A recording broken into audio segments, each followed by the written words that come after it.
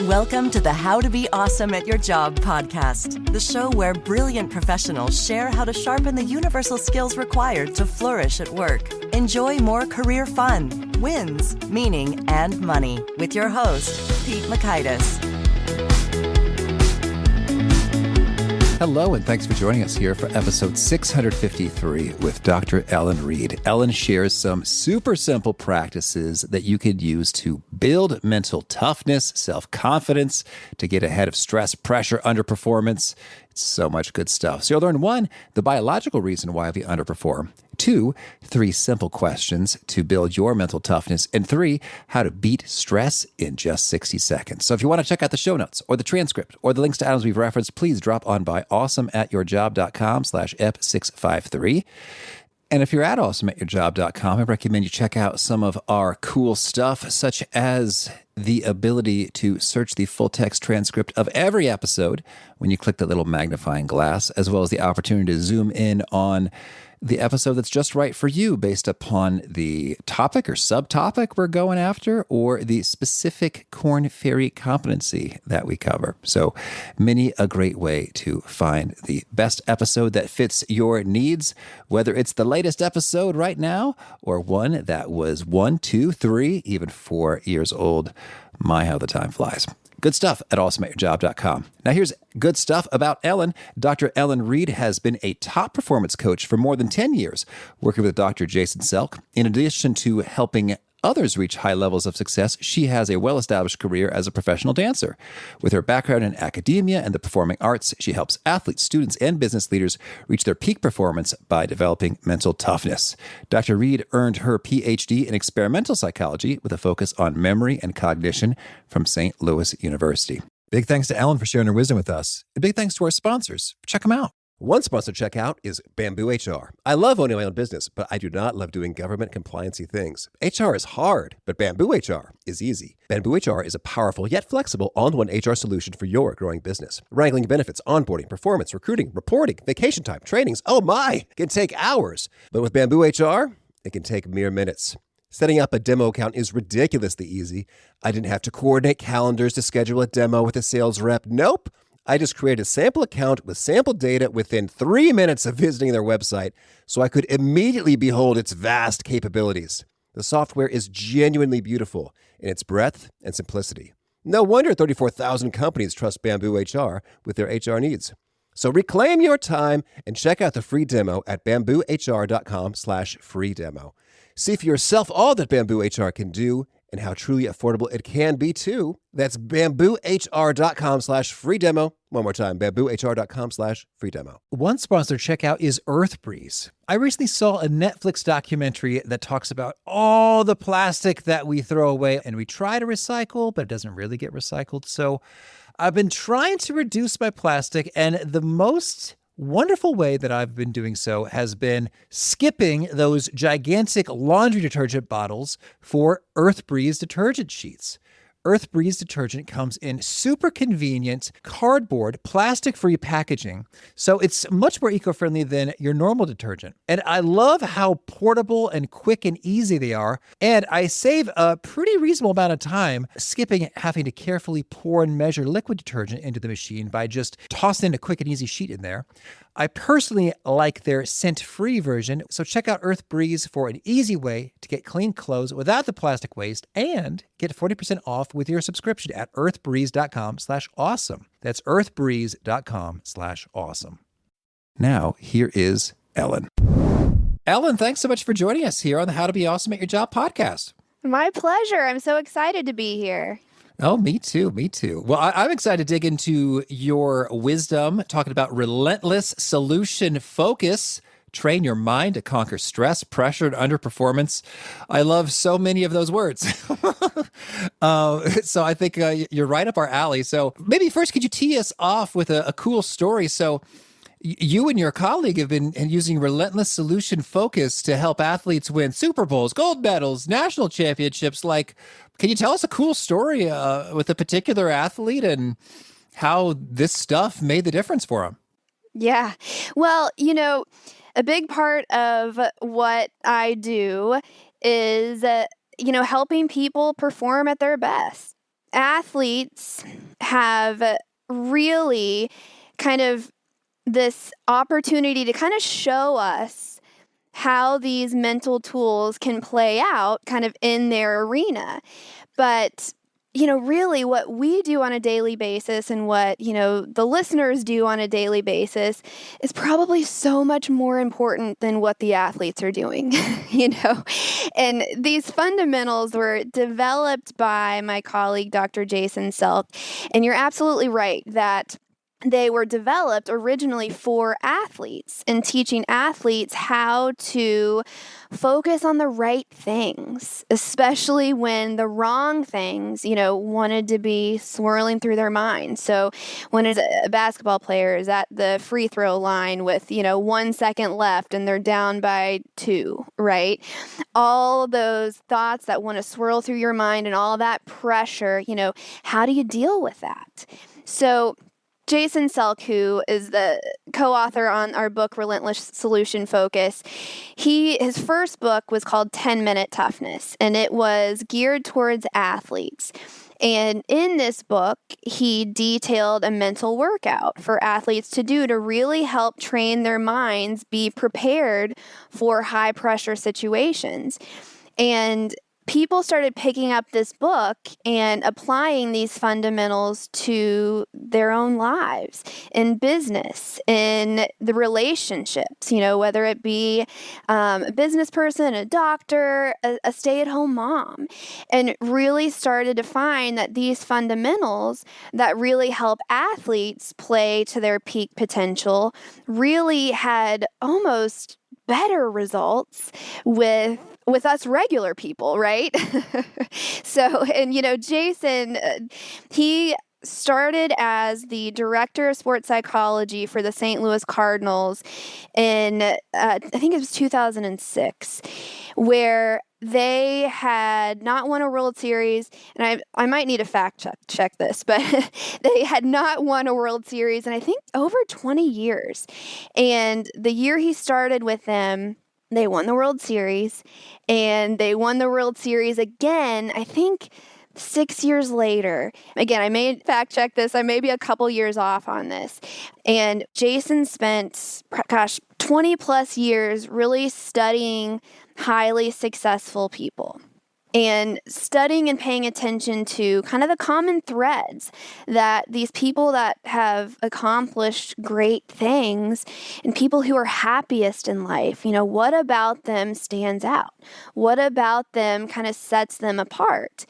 And what he noticed is that, it's really their ability to stay focused on solutions, especially in the face of adversity, whether that be an athlete standing at that free throw line, with 2 seconds left, down by 2, being able to keep their mind focused on what I need to be doing in this moment to improve or to succeed versus the pressure is on and we're down by this much and all of those thoughts, and I've got to make these shots, right? All of those thoughts that are really normal that swirl through our minds on a daily basis. So relentless solution focus is essentially a method of training our brains to be able to stay focused on solutions and improvements when it's really normal for us to want to focus on problems.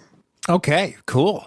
Well, and so that sounds very, very useful and powerful for professionals who their brains can go, myself included, our brains can go in all kinds of places that are not super helpful in terms. So I'm thinking for me, it's like, I feel tired. I feel stressed. I feel overwhelmed. I am annoyed at fill in the blank.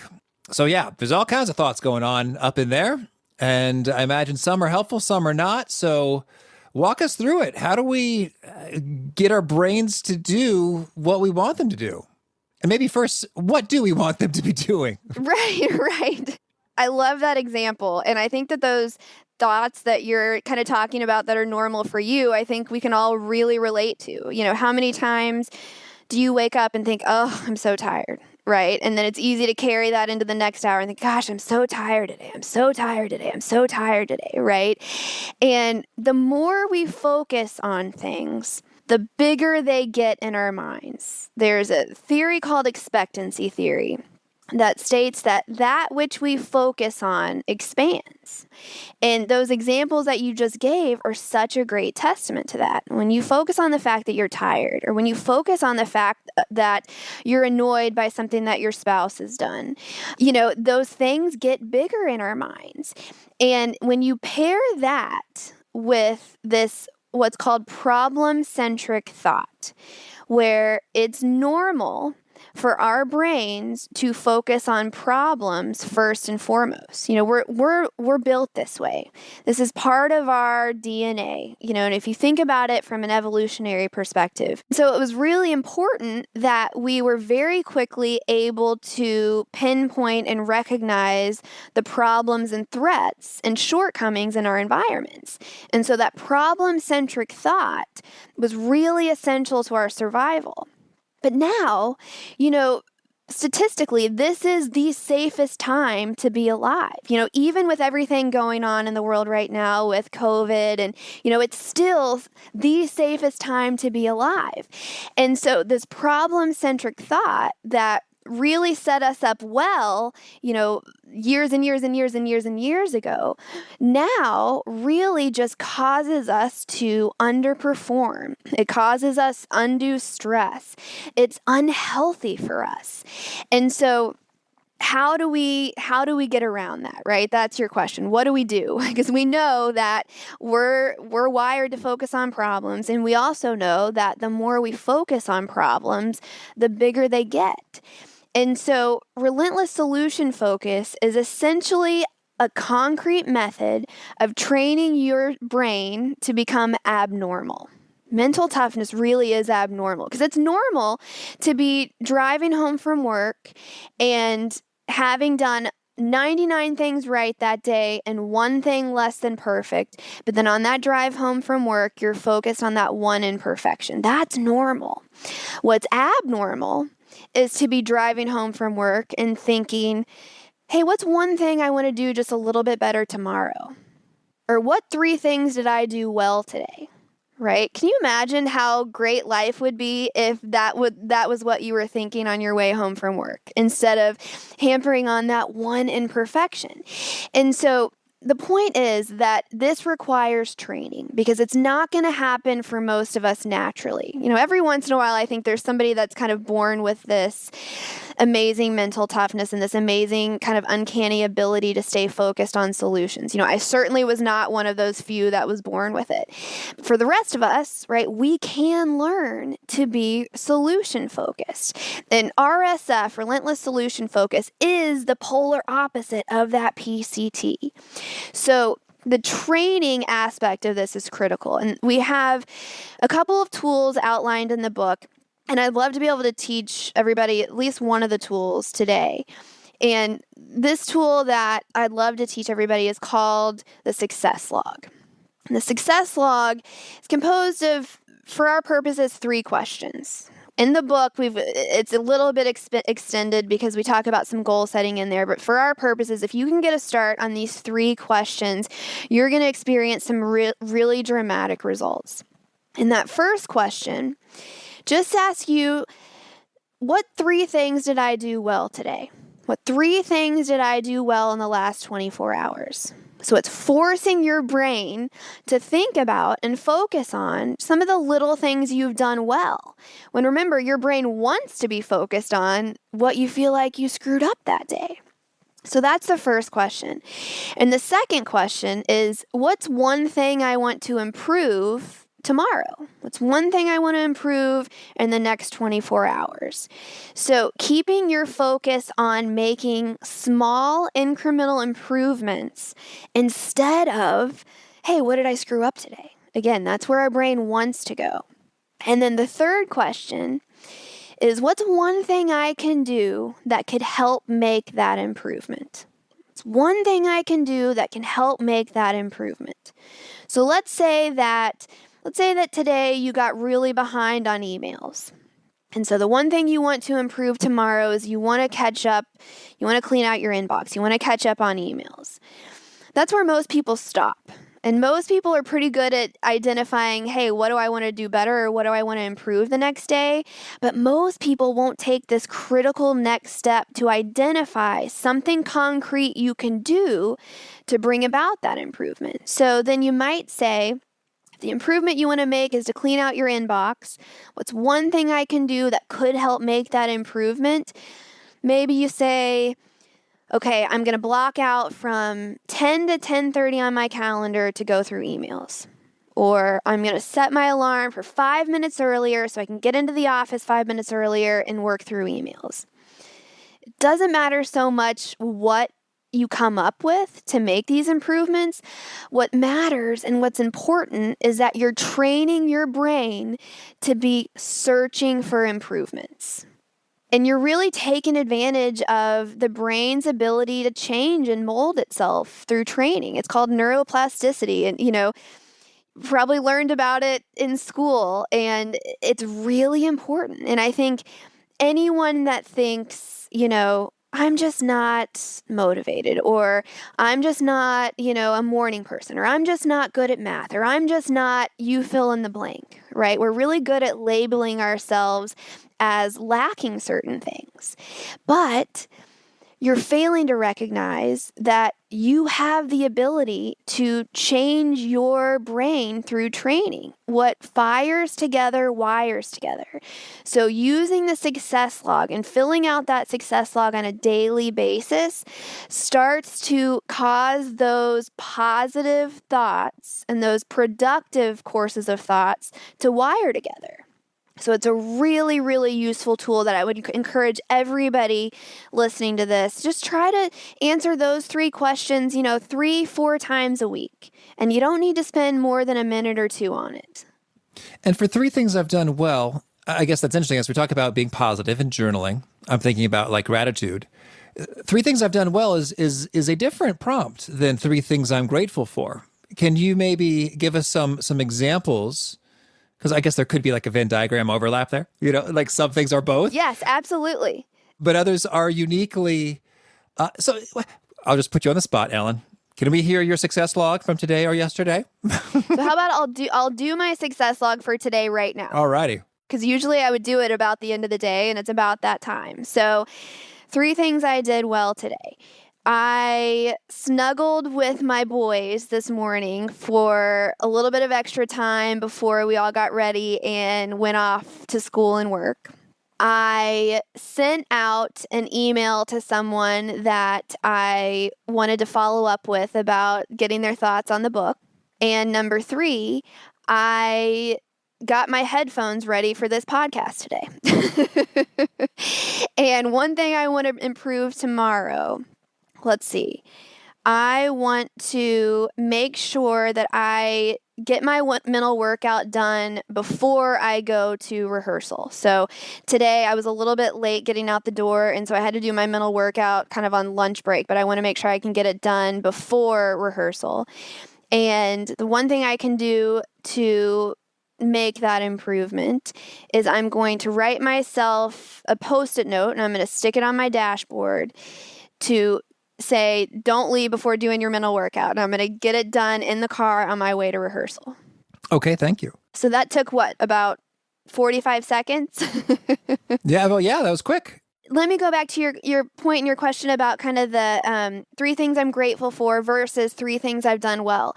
I think if you're in the habit of every day identifying 3 things you're grateful for, I think that's awesome. And I would absolutely keep doing that. I think that's awesome. I think that, that really promotes that positive thinking. And I think that's really important for our soul. Now, there's an added element to the success log that I think is really important that I want to talk about. And that is developing self-confidence. Now, self-confidence, scientifically speaking, is the number 1 variable for performance. It's the number 1 variable for performance. So empirically speaking, there is nothing you can do that's more important for affecting your performance than developing your self-confidence. Now, remember PCT, problem-centric thought. We're really good at honing in on our imperfections or where we feel like we fall short, which is a disaster for our self-confidence. And so if you can get in the habit every day of identifying just 3 things you did well, 3 little things you did well, search for the small. I spent like 5 or 10 minutes snuggling with my boys this morning, right? When it's really easy for me to be kind of rushing around in the morning to get out the door. They don't have to be huge, but identifying the little things you're doing well on a consistent basis really promotes that self-confidence. And I think it's easy to blow this off, and it's easy to kind of shrug it off as being kind of soft, like it doesn't necessarily sound very tough to take that time to develop your self-confidence. But I want to be really clear that there's really nothing more mentally tough than being able to identify some things you've done well when you've just lost a game, or when you've just lost a deal, or when you've had a bad day at work. That is mental toughness. It's being able to get your mind focused on what you're doing well and what you want to improve, because that's going to make you perform better in the future. Being hard on ourselves and really beating ourselves up for mistakes is a big, big factor in people underperforming to their potential. Mm-hmm. Well, and I'm curious then, when we talk about 3 things I've done well, should we kind of keep it broad, like in any and all domains of life? Yeah. Or is it preferable to focus it in terms of one dimension or another? Right. Yeah, that's a good question. And the best option is to just get it done, right? Instead of trying to get it done perfectly. And I think it's a really important thing to point out is that you don't have to do these success logs perfectly. Right? Getting them done is so much more important than getting them done perfectly.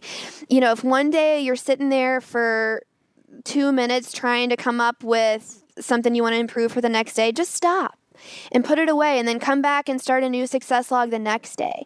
It's the consistency of forcing your thoughts onto what you're doing well and forcing your thoughts on searching for improvements that really works to rewire the brain. And remember, that's the key here. That's the key, is working on retraining, rewiring the way our neurons are firing together. Okay. Well, so that's one approach. But there's so much I want to ask about. Okay, maybe we'll hit this. You say it's key to remember 60 seconds. What do you mean by that? Yes. Okay, great question. So what we talk about is you want to really recognize that you're focused on a problem and be able to come up with a potential solution within 60 seconds. And why this is so crucial, it's important to understand the biology behind it. Okay, I won't bore you guys with a ton of the details of the biology behind it, but I think it's important to understand a little bit of it so that you really understand why this is so important and why this is so effective. So when you are faced with a problem, or when you're faced with kind of thinking about something that you messed up or something that you feel like you're lacking in life, that sends a message to your body to feel a certain way, right? To experience negative emotion. And I want you to think of negative emotion as really a wonderful gift, a gift that tells you what you're focused on, because you don't feel anything without your brain telling you to. Your body does not feel any emotion without your brain telling you how to feel. So if I'm focused on a problem in my life, I'm going to feel like garbage, right? I'm going to feel stressed. I'm going to feel frustrated. I'm going to feel nervous. I'm going to feel worried. Whatever it is, whatever that feeling is, you're going to feel like garbage. And that is your signal that your brain is focused on a problem. Now, what happens when we're focused on a problem and we're feeling these negative emotions is that our brain sends a message to our body to release cortisol, the stress hormone. And we're all probably a little bit familiar with the effects of cortisol. Now, in small doses, cortisol is actually helpful for performance. It kind of gets us going. But now, people are walking around with really elevated levels of cortisol because of this problem-centric thought. And, even at moderate doses, cortisol really wreaks havoc on our health and on our happiness. It causes us to feel like garbage, but it really increases our propensity for a lot of diseases. It limits our creativity. It significantly limits our intelligence. And again, because of this problem-centric thought that, evolutionarily speaking, doesn't really do much for us anymore, our cortisol levels for most normal people are really elevated to the point where it's creating a lot of, unhealthy people and a lot of miserable people. And so being able to recognize that you're focused on a problem within 60 seconds gets you ahead of that cortisol release. Okay. And so this is why that 60 seconds is so important. Now, let me tell you, though, what you do within that 60 seconds, because I think it's easy to say, just recognize your focus on a problem and start thinking about solutions, right? We all probably know that it's good to think about solutions and that it's good to be positive and it's good to be optimistic. But I think people have a harder time with understanding how to do that because we haven't really been taught how to do that. And so I challenge everybody out there to write this down. Write down this question. It's called the RSF tool, the Relentless Solution Focus tool. And the RSF tool is a question. And the question is, what is one thing I can do that could make this better? One thing I can do that could make this better. So when you catch yourself focused on a problem, when you catch yourself feeling any negative emotion whatsoever, you're feeling stressed, that's your cue that you're focused on a problem. And that's your signal to ask yourself, what's one thing I can do that could make this better? You ask and answer that question within 60 seconds, and you've just beat that cortisol release. Okay. That's cool. And so then I'm curious, Ellen, not to be a downer or super difficult, but what happens when there's just not a solution? Great question. Your parents are dying of a degenerative illness, etc. Like, it just sucks, and there's not much you can do, but you feel lousy because you're in an environment that sucks. What do you recommend we do there? Yeah, that's a great question. And we've got to redefine the way we think of solutions. Okay, so I think kind of the traditional definition of solution is complete resolution to the problem, right? But it's really important that we're really clear about how we define solution. And the way we define solution is any improvement whatsoever to the current situation. Even if that means improving the way you deal with the situation. So, I think that's a great example that a lot of people are going through, right? I work with, in my other life, I'm a professional dancer. So I spend the first half of my day in dance class and rehearsals, and then the second half of my day coaching others. But our outreach for the dance company is in senior living facilities. And, we do a little performance, we're not doing them now, obviously, because of COVID, which has been really sad. But we go into a lot of memory care units with older adults who have dementia or Alzheimer's. And we do like a little 45-minute show, and we use music that's from their era. And it's just amazing to see a lot of these residents who, their caregivers will tell us, gosh, this person hasn't spoken in a week. And, after the performance, we couldn't get them to stop talking.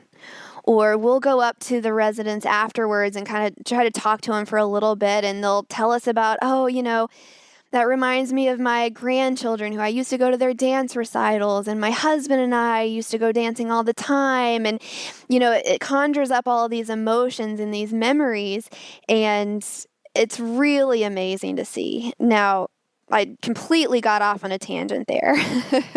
But I think the point that I want to make with this is that we've got to search for anything we can do to improve our situation. And, maybe in your specific example, maybe there is nothing we can do, with a parent who is, let's say suffering from Alzheimer's. But what's one thing you can do to make their day a little bit better? Or what's one thing you can do to help yourself emotionally deal with watching them and caring for them? And, this isn't a one-time question that you answer. This is something that you have to be relentless about. You may ask yourself this question 50,000 times a day. Because just because you come up with one answer to the question doesn't mean that that's going to solve your problem, right? We're searching for the small. We're searching for anything we can do that will improve our current situation or improve the way we're able to deal with a situation by one. Because remember expectancy theory, that which you focus on expands. And when you're focused on, all the sadness and that's a really, really hard thing to watch someone that you love, go through dementia and Alzheimer's. And that can really consume a person to watch that. But when you search for the small, kind of going back to what you said, you search for, what you're grateful for, those moments of seeing that spark, or, thinking about the memories or whatever it is that turns your focus onto something positive. Again, and go back to the biology of it. When you can get ahead of that cortisol release, and you can prevent yourself from going down what we call the PCT tornado, where you get going on a negative train of thought and a problem-centric thinking, and it becomes really hard to climb out of. But as soon as you can turn that around into one thing you can do that can make this minute a little bit better, or make this minute a little bit better for someone else, you've stopped that tornado from going down, and you can start that momentum going in the other direction. Well, and I want to get your take, Ellen, if there's any skeptics in the house. We had I've had a couple guests just very fond of the poem by Rumi about the guest house. I don't think I could cite it or recite it, but about the notion that each of our emotions is the guest, which has something valuable to offer, and we should allow them to enter and remain until they exit. Or others who've said, you said that which we focus on expands. I've also heard it said that which we resist persists. So how do we reconcile or work with the idea of avoidance or running away from negative feelings, and how does that square with what we're talking about here? Okay, I love that you asked that, because I think probably a lot of other people are thinking the same thing. And one thing that's important to understand is that this isn't about running from your emotions or resisting your emotions or turning a blind eye to the problems in your life. It's about being able to get to solutions faster. And really, it's about being able to look at your problems with much more accurately focused lenses.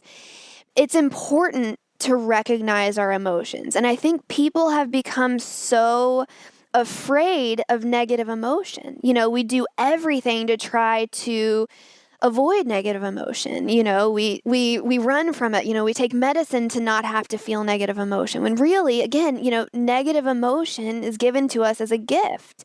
And we need to be able to recognize why we're experiencing these emotions so that we can start to get to work on it. Right? Start to move in the direction of, what can I do to make this better? Because what happens is that we get so consumed with the problem that oftentimes we don't even get to the solution. Pick up any newspaper, or watch any news show, and you just see how focused the world is on problems. And it is so important to be able to recognize the problem. And in fact, we have in the Relentless Solution Focus book, we have this broken up into 3 steps. 3 steps to developing this relentless solution focus. And the first step is to recognize. You've got to recognize when you're focused on a problem, because a lot of times people will feel a negative emotion and then they'll try to put a Band-Aid over it or try to, like you said, kind of resist it. And meanwhile, this problem is still swirling around in their minds, but they haven't done anything to be able to move forward with it or figure out what to do about it. And so that first step is to recognize that negative emotion, because remember, negative emotion is there to tell us that we're focused on something that we can't control, or we're focused on a problem. And so it's so much more efficient to focus on what you can control, or to focus on the solution by asking yourself, what's one thing I can do to make this better? If everybody in our world right now was asking themselves, what's one thing I can do that can make this a little bit better? Just imagine, what kind of a world that would be. And we can do it. We can train ourselves to think like that, even though it's normal to want to really get consumed with the problems and spend so much time focused on the problem that we never take that step towards a solution. We can learn to do that. We can learn to become more solution focused. Okay. Oh, and so then you've mentioned the mental workout a couple times. Have we covered that, or is that something else we should talk about? So that's something else. That's another tool that we outline in the book. So the first tool, again, was that success log that I told you, those 3 questions. And then the mental workout is a tool that's designed to help you visualize and keep your focus on what you want out of life, and then to practice in your mind what you need to do on a daily basis in order to get there. So in the book, we talk about something called the framework of achievement, where we walk the readers through how to develop basically a vision for what they want out of life in the long term, and what they want out of life in the short term, so within the next year. And that's really important, because you've got to know where you want to go, right? Or you really have 0% chance of getting there. And I think so many people kind of avoid this question because it seems like such a big question that they're afraid to get it wrong, right? Like, where do I want to see myself? What do I want out of life? But we really challenge people to just get a start on it. Just spend a little bit of time, and we walk you through it really specifically, really concretely. It's not scary, right? And just get a start on it. You don't have to get it perfect, but you want to avoid a holding pattern at all costs. Get a start on that vision and then modify it along the way. But it's important that you know where you want to go so that you're motivated to do the things on a daily basis that are going to get you there. So we establish that vision, but then the really important piece of this is establishing what we call the integrity piece of the framework. And by the integrity piece of the framework, we mean what it takes on a daily basis in order to achieve that vision. What are the most important daily activities for you to be doing that are going to get you to that vision in the short term and then in the long term? So, for example, if let's say you're in sales, and your goal is to increase your sales from $1 million to 1.1 million in the next fiscal year. And you've identified that the most important thing for you to do on a daily basis that's going to put you in the best possible position to achieve that is to make 10 prospect phone calls every day. So what you're going to do in your mental workout is you're going to visualize who you want to be and what you want your life to be in the long term, so 3 to 5 years down the road. But then you're going to visualize yourself doing those things that you need to be doing in the upcoming day in order to get there. So you're going to practice and rehearse and visualize making those prospect phone calls, or putting in the effort and with the intensity that you want and that you need to achieve what you want to achieve. So it's really a targeted mental tool that helps you practice what you want out of life and prepares you for what you need to be doing in order to get there. All right. Perfect. Thank you.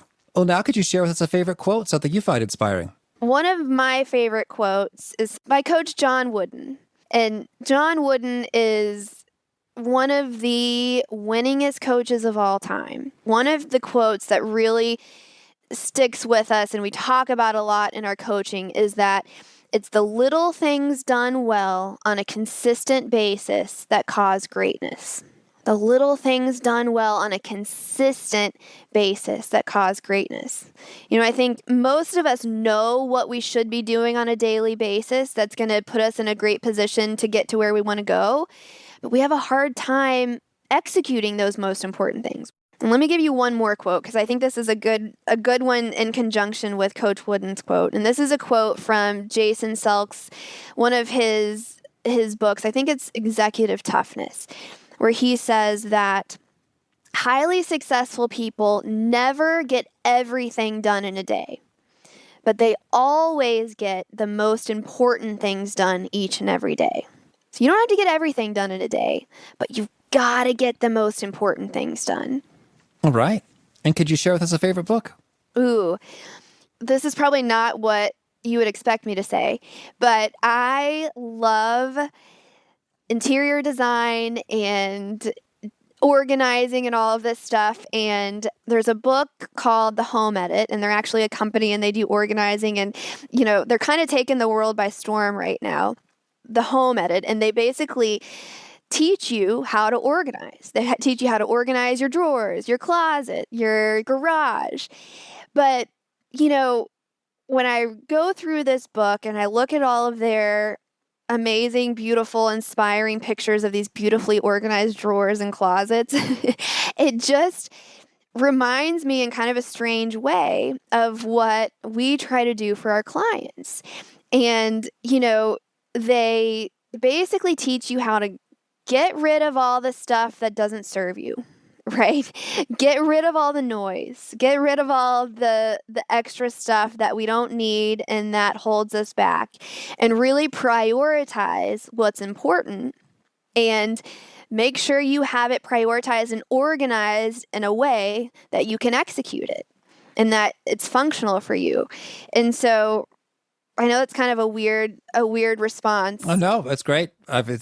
They do great work. But I love that book, and I love kind of what it represents for people's lives. And I think it's like a different way of packaging kind of exactly what we do for our clients. Mm-hmm. And is there a particular nugget you share that really seems to connect and resonate with clients? You hear them quote it back to you frequently? I think it's probably, I would say, the importance of self-confidence. I think that's where everybody that we work with, one of the first things that we are going to teach them is the success log. And the beauty of it, and this is what, again, really kind of drew me to Jason's fundamentals and Jason's perspective, is that it's so simple. And one of the simplest things you can do is to really start working on your self-confidence through the success log. And so I think the nugget that probably comes back the most is, gosh, the success log is really making a difference, and it really, affects the way I go throughout the rest of my day. And just taking that 1 or 2 minutes to identify what I'm doing well and what do I want to improve, really fuels so much performance and success and happiness in people. Great. And if folks want to learn more or get in touch, where would you point them? Well, you can go to relentlesssolutionfocus.com, and that'll take you to some really great resources. There's also more information about Jason and myself at jasonselk.com. All right. And do you have a final challenge or call to action for folks looking to be awesome at their jobs? My challenge would be to pick one thing from this that maybe stuck with you. Maybe it was the success log, or maybe it was that RSF tool. What's one thing I can do that could make this better? And pick one thing and work on starting to implement that one thing. Don't try to do it all. Pick one thing, whether it be the success log or that RSF tool or something else that you heard that maybe resonated with you. But try to just start implementing that one thing with consistency. All right. Ellen, thank you. This has been a treat. I wish you lots of luck in your dancing and your coaching adventures. Thank you. It was so fun to be here. I took Ellen up on those practices and actually did them. And what was intriguing is I kind of thought, if I'm already listing 3 things I'm grateful for, then I guess I'm kind of covered. So I don't need to write 3 things that I did well today. And we discussed in the interview itself, as you may recall, hey, there's probably a Venn diagram with some things overlapping and some being uniquely one versus the other. Thing I'm grateful for versus thing I did well today. Because I thought, isn't often the thing I'm grateful for the thing I did well today? But in fact, I found, in my own experience at least, the answer is no. The majority of the times I am writing stuff down that I'm grateful for, it is sort of external things that happen to me, things I hoped would come to be, it came to be, or hoped would not come to be, did not come to be, or just moments of grace or like surprise, like, oh, that was such an adorable thing my child did. And I had no control over that. That's not something I did well. And it was pretty rare that they were one and the same. Like, I'm grateful that I rocked out on this thing. Those showed up here and there, but they weren't the most common. And sure enough, the effects are different. In my own experience, data point of 1, the gratitudes are great for, as Sean Acor of the Happiness Advantage would suggest, getting your brain trained to notice great stuff you could be grateful for. And the things that you did well today, as Dr. Ellen Reed would say, indeed help me feel like, hey, you know what? I am kicking some butt. All right. You've got that confidence. And so those are different exercises with different effects and relatively little Venn diagram overlap, I found in my own experience. So I recommend you give it a try. But heck, while you've got a journal and a pen in hand and you're listing things, it might take 1-2 minutes to list either one of those. So double it up 2 to 4 minutes and you get a double dose. You got an oomph associated with the confidence and some oomph associated with the gratitude. That's just a great way to start or continue the day. So great stuff from Ellen. Again, those show notes, transcripts, links to items we've referenced are found at awesomeatyourjob.com/EP653. Thanks for listening. To get the most out of the show, we recommend 2 key things. First, check out the extra resources at awesomeatyourjob.com. You can find this episode's transcript and links, as well as the perfect episode for your situation. You can search the full text transcripts of hundreds of episodes or explore episodes tagged by topic and competency covered. Second, subscribe to the podcast and get future episodes automatically. You can subscribe by telling Siri and several other smartphones and speakers, subscribe to the How to Be Awesome at Your Job podcast, or by tapping subscribe in your podcast player of choice. If you'd like some extra help figuring out podcasts and how subscriptions work, visit awesomeatyourjob.com/subscribe for guidance. Hope to catch you on the next episode of How to Be Awesome at Your Job.